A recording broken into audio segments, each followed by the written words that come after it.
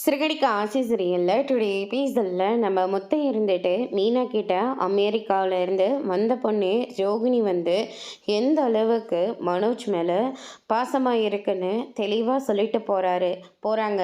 ஆனால் உனக்கு மனோஜ் மேலே அந்த பார்லர் அம்மா எவ்வளோ பாசம் வச்சுருக்கனே உனக்கு புரியாமல் போச்சு அப்படின்ற மாதிரி சொல்லிக்கிட்டு இருக்காங்க. கிட்டத்தட்ட அத்தையும் ரோகிணியும் ஒரே மாதிரி தாங்க இருக்காங்க அப்படின்ற மாதிரி மீனா சொன்ன உடனே நீங்கள் என்ன சொல்கிறீங்க, எனக்கு ஒன்றும் புரியல அப்படின்னு சொல்லிட்டு முத்து கேட்ட உடனே அதுக்கு அடுத்ததாக மீனா இருந்துட்டு உங்கள் அண்ணன் மேலே அவ்வளோ பாசமாக இருக்காங்க. அது மட்டும் இல்லை, அத்தை வந்து ஒரு பணக்கார வீட்டு பொண்ணை தான் அவங்க பிள்ளைக்கு கல்யாணம் பண்ணி வைக்கிறதா ஆசைப்பட்டாங்க. அது நடக்கலைன்னு உடனே அவங்க ரொம்பவே கோவப்படுறாங்க அப்படின்ற மாதிரி சொல்லிக்கிட்டு இருக்காங்க. அதுக்கு அடுத்ததாக இந்த சைடு நம்ம முத்து இருந்துட்டு நான் ஒன்றும் அதுக்காக சொல்லலை, நான் வேறு ஒரு விஷயமா சொன்னேன். நம்ம சத்யாவும் அதே மாதிரி அந்த ரேகா பிள்ளையும் ஒருத்தருக்கு ஒருத்தர் எவ்வளோ அன்பாக இருக்காங்க. அவங்க ரெண்டு பேர்த்தையும் சேர்த்து வைக்கலான்னு நான் சொன்னால் நீ தானே வேண்டான்னு சொல்லிக்கிட்டு இருக்க. இங்கே பாருங்கள், சிந்தாமணிக்கு மட்டும் இந்த விஷயம் தெரிஞ்சால் எவ்வளோ பெரிய பிரச்சனையாகும். முதல்ல அதை யோசிச்சு பாருங்கள். அதெல்லாம் நான் எல்லாம் யோசிச்சிட்டேன். அதுக்காக ரவியும் ஸ்ருதிக்கும் எவ்வளோ பெரிய பிரச்சனைலாம் வந்தது. ரெண்டு பேரும் ஒத்துமையாக இருந்ததுனால தான் இன்ன வரைக்கும் அவங்க ரெண்டு பேரும் நல்லா வாழ்ந்துட்டுருக்காங்க. நடுவில் அந்த நீத்து வந்ததுனால நிறைய பிரச்சனையாச்சு தான்.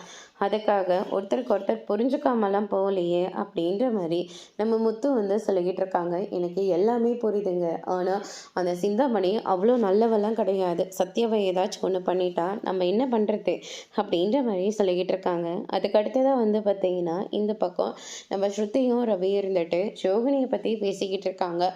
ரோகிணி மனோஜ் மேலே ரொம்பவே லவ்வோடு இருக்காங்க. ஆனால் மனோஜுக்கும் ஆண்டிக்கும் வந்து பணம் தான் அதிகமாக தேவைப்படுது. அதனால் ரோகிணி யூஸ் பண்ணிக்க பார்த்தாங்க. ரோகிணி கிட்ட ஒன்றும் இல்லைன்னு தெரிஞ்ச உடனே வெட்டி விட பார்த்துட்ருக்காங்க. எனக்கு தெரிஞ்சு உங்கள் அண்ணனுக்கு ரோகிணி தான் கரெக்டான ஆள். எப்படி மறுபடியும் அவங்கள இந்த வீட்டுக்குள்ளே கூட்டிகிட்டு வர முடியும்? கல்யாணத்துக்கே இத்தனை வாட்டி அவங்க போய் சொல்லியிருக்காங்க. ஒரு கல்யாணம் ஆன விஷயத்த மறைச்சிருக்காங்க. ஒரு குழந்தை இருக்கிற விஷயத்த மறைச்சிருக்காங்க. நாளை பின்னே எதனா ஒன்றுனா கூட மறைக்க மாட்டாங்களா? இல்லை அதுக்காக பிரச்சனை தான் வராமல் போயிட போதா? அவங்கள இந்த குடும்பத்துக்கு செட் ஆகவே மாட்டாங்க. இன்னொரு தடவை அவங்களையும் இந்த வீட்டையும் கம்பேர் பண்ணி பேசாத அப்படின்ற மாதிரி ரவி ஒரு பக்கம் சொல்லிடுறாங்க. அதுக்கு அடுத்ததாக வந்து பார்த்திங்கன்னா நம்ம முத்துக்கு ஒரு சவாரி வருது. அந்த சவாரி வேண்டாம் அப்படின்ற மாதிரி சொல்லிட்டு கார்த்திக் அனுப்பி விடுறாங்க. ஏன்னா ரேகாவும் சத்யாவும் வந்து பேசுகிறதா சொல்லியிருக்காங்க. அதுக்கு அடுத்து தான் முத்து நினச்சிட்ருக்கிற மாதிரி சத்யாவும் ரேகா வந்துடுறாங்க. நான் அம்மாவுக்கு தெரிஞ்சு பயங்கரமாக பிரச்சனை போயிட்டுருக்கு. இதுக்கு எல்லாத்துக்குமே காரணம் உங்கள் அக்கா தாண்டா சத்யா. அவங்களும் என்னை நினச்சி ரொம்ப கவலைப்படுறாங்க. வேலைக்கே போக வேண்டாம்னு சொல்லிக்கிட்டு இருக்காங்க அப்படின்ற மாதிரி சொல்லிகிட்டு இருக்காங்க. அவங்களோட பயமும் நியாயமானதானே. இத்தனை வருஷமும் உன்னை பெற்று வளர்த்து ஆளாக்கி இப்போ வேலைக்கு போகிற அளவுக்கு உன்னை விட்டுருக்காங்க. அதனால் அவங்களோட பயமும் நியாயமானதானே அப்படின்ற மாதிரி சொல்லிகிட்டு இருக்காங்க. ஆனால் கண்டிப்பாக நீங்கள் ரெண்டு பேரும் கான்ஃபிடென்ட்டாக இருக்கீங்கல்ல. ஆனால் எங்கள் வீட்லேயும் வந்து நான் ஹைதராபாத்தில் ஒரு பிரான்ச் வந்து ஓப்பன் பண்ணியிருக்கு. அதுக்கு ஆள் தேவைப்படுது. கொஞ்ச நாள் போய் அதை செட்டில் பண்ணி கொடுத்துட்டு வர்றது தான் என்னுடைய வேலை. அதுக்குள்ளே நீங்கள் சத்யாவோட அம்மாவையும் எங்கள் வீட்லேயும் இந்த பிரச்சனைலாம் கொஞ்சம் முடிச்சு விட்டுருங்க அப்படின்ற மாதிரி முத்துக்கிட்ட ஒரு பெரிய ஒரு பொறுப்பை வந்து தூக்கி கொடுத்துட்றாங்க.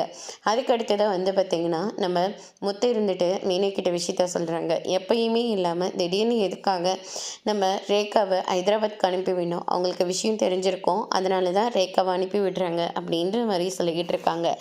இதை கேட்ட உடனே மீனா முத்து இருந்துட்டு அப்படிலாம் இருக்காது என் தங்கமே, நீ கோவத்தில் கூட எவ்வளோ அழகாக இருக்க தெரியுமா?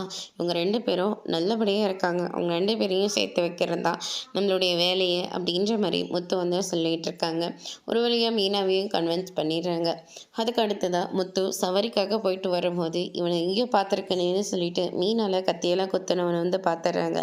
அவனை துரத்தி அடித்து விசாரிச்சதுக்கப்புறமா சிந்தாமணி தான் எல்லாத்துக்கும் காரணம் அப்படின்ற மாதிரி சொல்லிடுறாங்க.